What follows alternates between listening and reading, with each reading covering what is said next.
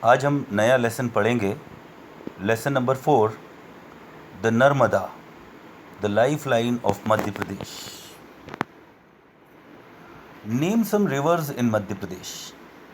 आप मध्य प्रदेश की कुछ रिवर्स के नाम बता सकते हैं? मध्य प्रदेश में कई रिवर्स हैं, जैसे नर्मदा है, चंबल है, माही है, काली सिंध, ऐसे बहुत सारी नदियां हैं। How are the rivers useful to us? ये रिवर्स जो होती हैं, ये हमारे लिए किस तरीके से यूज़फुल हैं? क्या हमारे को फ़ायदा होता है इनसे? हमारे क्या काम आती रिवर्स?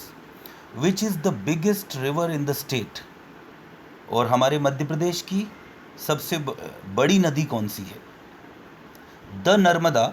द नर्मदा, द लगाया है, सारी नदियों के नाम के पहले द लगता है। आप देख रहे हैं पीछे एक घाट है, जो नदी के किनारे जो पक्का सीढ़ियाँ वगैरह बनी रहती है उसको घाट बोलते हैं, इंग्लिश में इसको वार्फ बोलते हैं। कई मंदिर भी होते हैं। और नदियाँ हमारे देश में बहुत पवित्र मानी जाती है, और यहाँ तक कि कई बार औरतों के, आदमियों के नाम भी नदियों पे होते हैं। चंबल सिंह तो चंबल नदी है, नर्मदा प्रसाद जमुनाबाई, गंगा सिंह गंगाबाई, ऐसे बहुत सारे नाम होते हैं। लेसन के नाम को वापस देखते हैं। Madhya Pradesh, Madhya Pradesh, the lifeline of the Narmada, the lifeline of Madhya Pradesh. Lifeline means के जीवन रेखा। जीवन रेखा कहने का मतलब ये मध्य प्रदेश की जीवन रेखा है ये।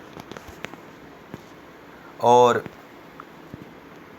जो हमारे को जीवन देती है, डायरेक्ट जीवन रेखा मतलब कि जीने का साधन देती है। जल ही जीवन है, और जल कहाँ मिलेगा? तो ज़्यादातर नदियों में मिलेगा। इस लेसन में नर्मदा नदी खुद अपनी कहानी सुना रही है। कैसे सुना रही है जरा देखिए। आई एम द रिवर नर्मदा। मैं नर्मदा नदी हूँ, मतलब नदी को पर्सोनिफाई करा है। मानवीकरण अलंकार, फिगर ऑफ स्पीच होती है। अलंकार को इंग्लिश में फिगर ऑफ स्पीच कहते हैं। मानवीकरण अलंकार यानी कि नॉन लिविंग थिंग को लिविंग क्वालिटी दे देना। और हमारे यहाँ तो क्या होता है कि नदियों को पूजा भी जाता है, पवित्र माना जाता है। हर तीर्थ स्थल नदी के किनारे होता है, और उसमें डुबकी लगाने से सारे पाप धुल जाते हैं, पवित्र मन पवित्र हो जाता, आत्मा पवित्र हो जाती है, शुद्ध हो जाती है। तो नर्मदा के साथ भी ऐसा ही है, कई पवित्र स्थल आते हैं। I am the river Narmada, I am proud that I flow in India, where a river is considered as a living being, and even more than that, people worship river as goddess here. यहाँ पर नदियों को जीवित माना है। माँ मानते, गंगा मैया, मैया मीन्स माँ, नर्मदा मैया। यहाँ पर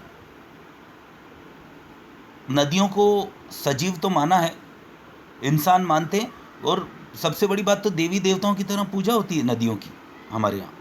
तो नर्मदा नदी कहती है कि यहाँ पर भारत में मेरा जन्म हुआ, भारत में अमरकंटक से निकलती है, और बहती हुई जो है गुजरात में ये सरदार सरोवर के पास जाकर अरेबियन सी में मिल जाती है। There are many holy rivers in India such as. कई पवित्र नदियाँ हैं भारत में, जैसे the Ganga, the Yamuna, the Brahmaputra, the Sindhu. Sindhu को इंडस रिवर कहते हैं इंग्लिश में। ब्रह्मपुत्र सबसे बड़ी नदी है, गंगा सबसे लंबी नदी है, द गोदावरी, द कावेरी, कावेरी यानी कि साउथ में आ गए, द कृष्णा, कृष्णा नदी भी साउथ में, द सतलज ये पंजाब में है, etcetera. People take sacred bath in them, लोग उसमें पवित्र डुबकी लगाते हैं, एंड फील प्योरीफाइड। और ये माना जाता है कि नदी के अंदर डुबकी लगाना पाप धुलने के समान होता है, पवित्र मन पवित्र, आत्मा शुद्ध हो जाती है। I am the longest river of Madhya Pradesh.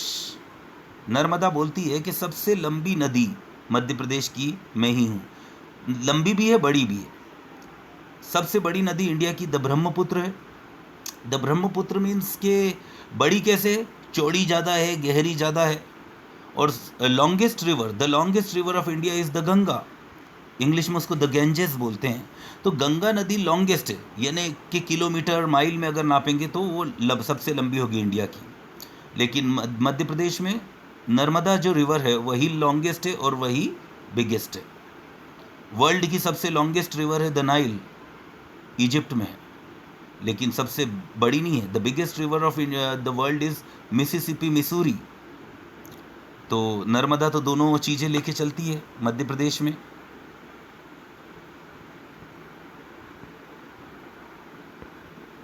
People call मी माँ नर्मदा, और लोग मुझे नर्मदा मैया कहते हैं, यानी कि मुझे माँ समझते हैं। गंगा को भी माँ समझते हैं, जमुना को भी माँ समझते हैं।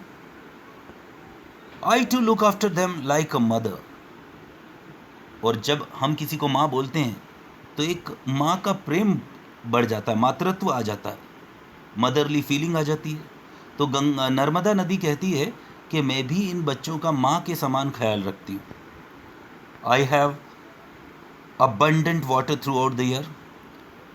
एक छोटी सी नदी के बारे में बात करते हैं। रतलाम में एक छोटी नदी है।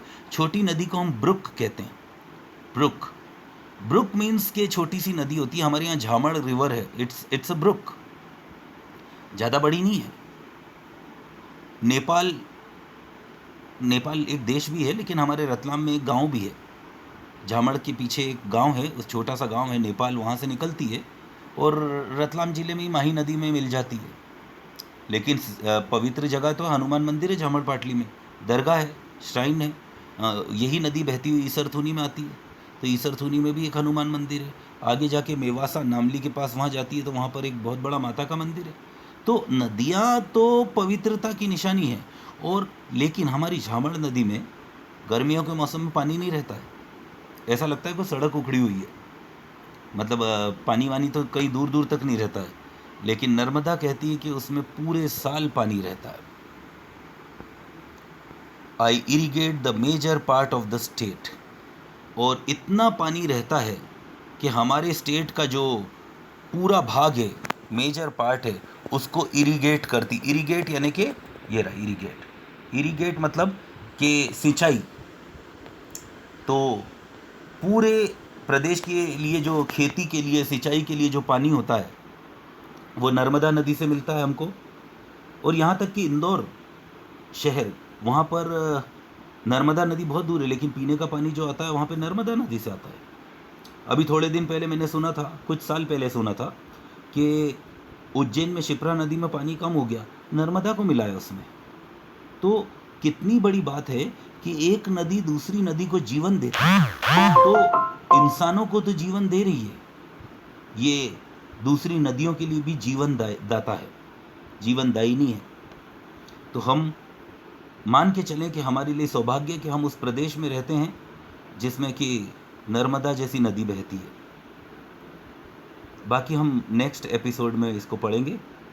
Okay, thank you.